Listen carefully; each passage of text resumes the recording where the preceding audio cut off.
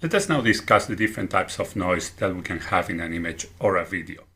And normally, the way we do that is we basically define what's the probability of the noise taking certain value. Remember, we're talking about adding noise to the image as we discussed in the previous video.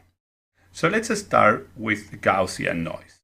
And I'm going to write down the formula for it. So the probability of a certain value, this is a function that you have probably seen a large number of times already, is 1 over square root of 2 pi sigma.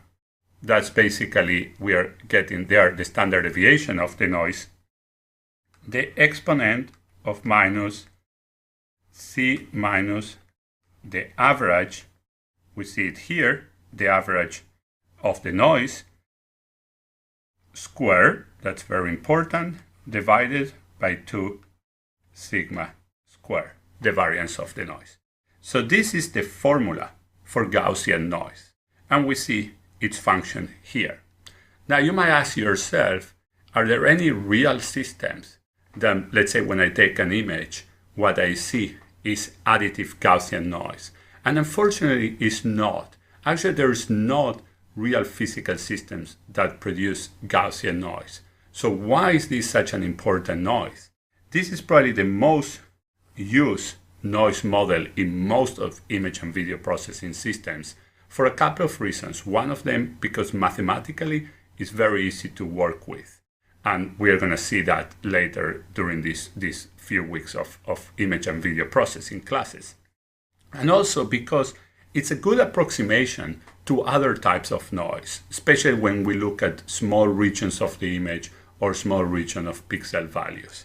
So it's a very powerful, and you're going to see most of the literature in image and video processing addressing Gaussian noise. And once again, here we have the mean, the average, and here we have the variance of the noise.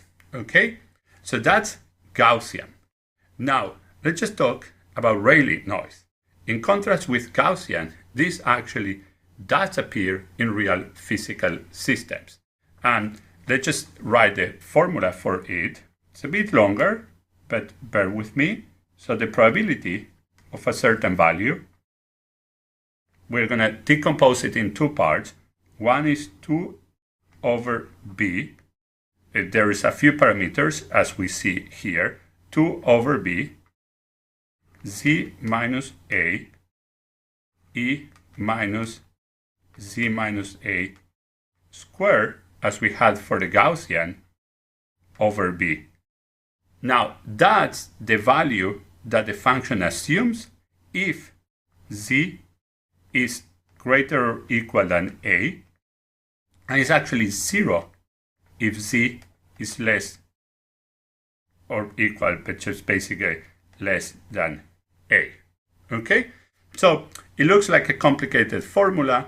It has this quadratic exponential, the same as in the Gaussian. It's multiplied by this, and there is two parameters, b and a. And let me write down two important things before I describe you examples of the Rayleigh noise.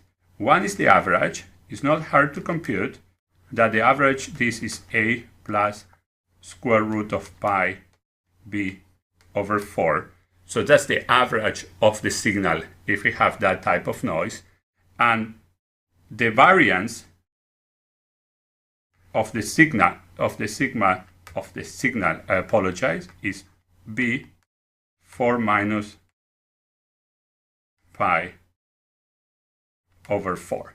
Okay, so these are for you just formulas and simple models of the noise. Now this noise normally is used to model, for example, noise in certain areas of magnetic resonance imaging.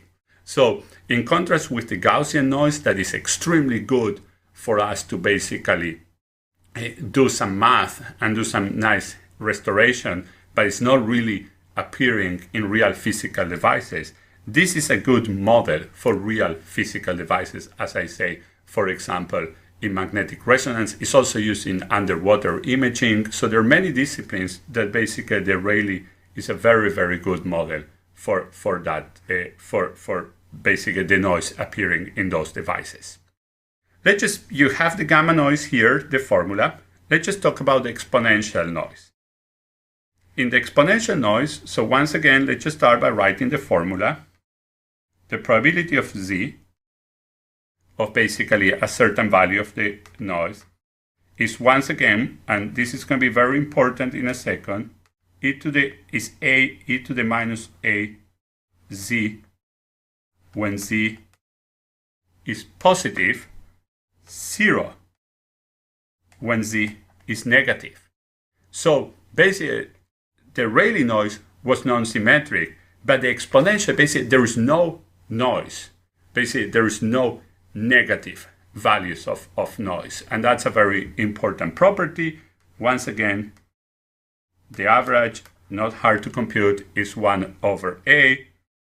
And then sigma squared is 1 over a squared. And you can have different numbers here depending on your scaling. A is just a scaling. So this is the exponential noise. Another popular noise, but I'm going to discuss when can we see this exponential noise, actually, when I describe next the uniform noise. So let me just first write the formulas for the uniform noise, ask you a couple of questions about that, and then explain where is that we actually see this type of noise.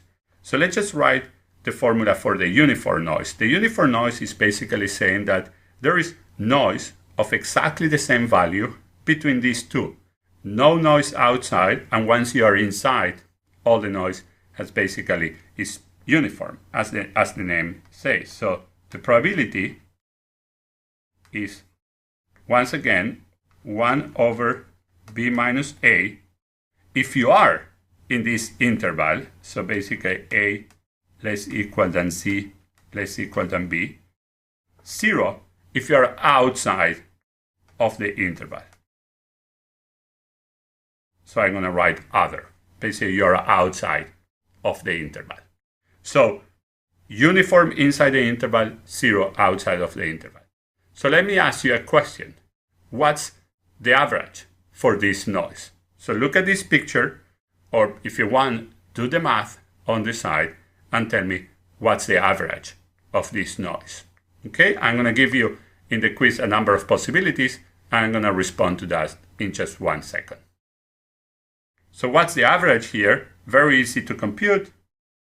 The average here is a plus b divided by 2. So that's the average. So if I'm adding uniform noise, that's the average of my noise. Okay, and how much is sigma squared? You're going to have that as one of your homework, as one of your quizzes for week 4. Now, when do we see this type of noise? For example, this is a very good model. Actually, both of them are good models for quantization noise. Okay, so if you remember, mostly in the first week, but also in the second week, when we discuss image compression, we talk about quantization. And the basic idea in quantization is that we had a range of values and we represented it by a quantized value, let's say the point in the middle. So when you actually obtain this value, you actually represent it with a point in the middle. So you're making this noise. If you get this value, you are making this noise. And that type of noise very often is modeled as uniform noise inside this interval. There's no noise outside that interval, because when you're quantizing, you define an interval and then you define basically the representative of that interval. So uniform noise is a model for quantization noise. And that teaches us something new, a new concept. Noise sometimes comes from the device, let's say the sensors in our cameras. Noise sometimes comes because of an operation that we do to images. And uniform noise is a good model to this quantization operation. Exponential noise sometimes is also used as a good model for this quantization, but it's also the type of noise or error when we do predictive coding. Remember, in predictive coding, we were trying to predict a pixel, let's say, from its surrounding pixels.